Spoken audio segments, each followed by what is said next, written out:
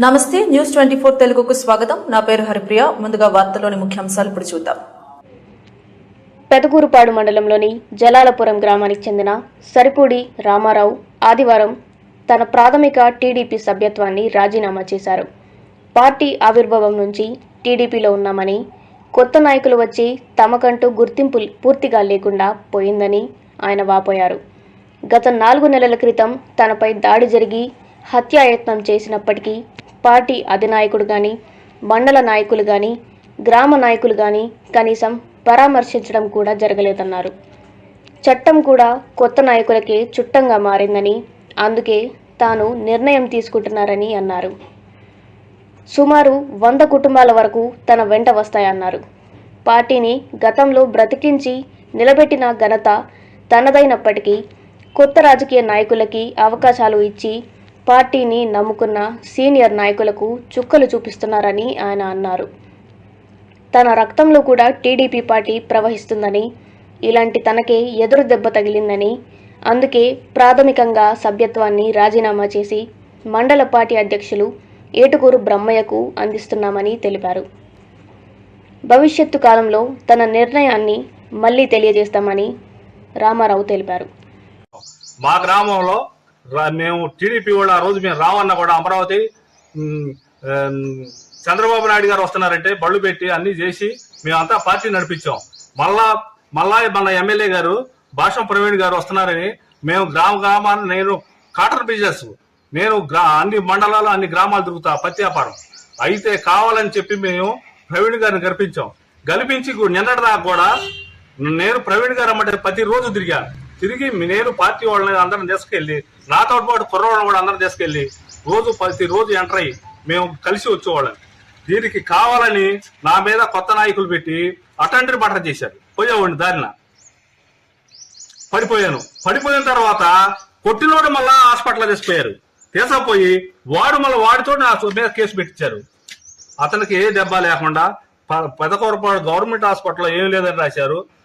గుంటూరు హాస్పిటల్లో రాశారు, జనరల్ హాస్పిటల్లో. నేను పెదకూరపాడులో గడపలుగుతోటి కొట్టారని చెప్పి రాశారు స్టేట్మెంట్. గుంటూరు జనరల్ హాస్పిటల్లో కూడా అదే రాశారు. మేము అక్కడి నుంచి ఇంకా ప్రైవేట్ హాస్పిటల్కి పోయి హాస్పిటల్లో ఆపరేషన్ చేయించుకొని వచ్చాం. ఈ రోజు కూడా ఎమ్మెల్యే గారు పొద్దున ఉదయం 10 గంటలకు వచ్చే సాయంత్రం 7:30 దాకా మా ఇంటి మీదుగా 3 సార్లు తిరిగాడు. కనీసం నువ్వు సత్యావా బతికేవా ఆశించలేదు. వచ్చి నేను పార్టీ నీయబడి తిరిగి నీకు న్యాయం చేసి మన ప్రవీణ్ గారు వస్తున్నాడు పార్టీ నిలబడి చేపించాం.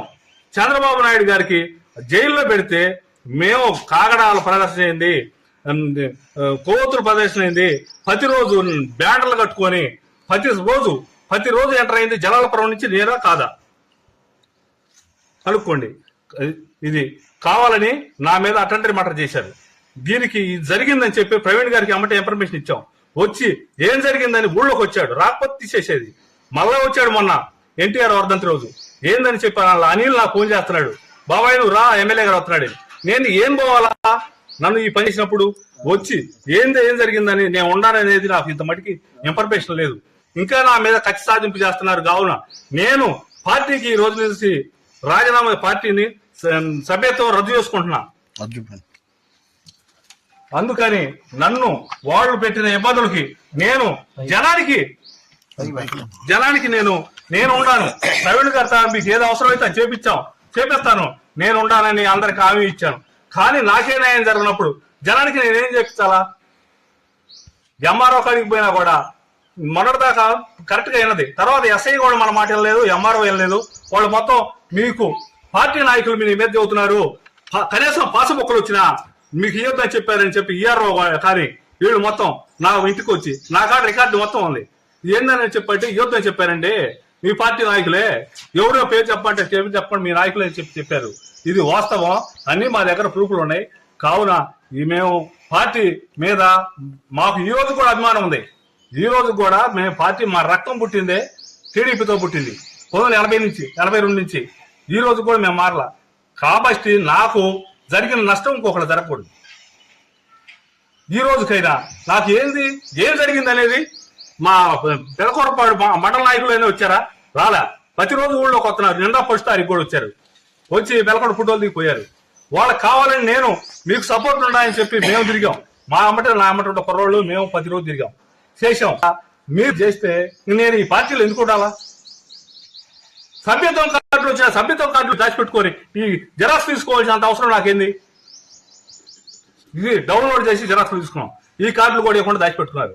ఆ పైన వైసీపీ అని చెప్పి ముద్రేశారు, ప్రెస్ మీట్ పెట్టించారు. ఇవన్నీ చేసి నేను ఈ పార్టీలో ఎందుకు ఉండాలా? మీరు గమనించి, మీడియా సోదరులందరూ కూడా గమనించి నాకు న్యాయం జరగాల. నేను సభ్యత్వం ఈ రోజు నుంచి మేము రద్దు చేసుకుంటున్నాము.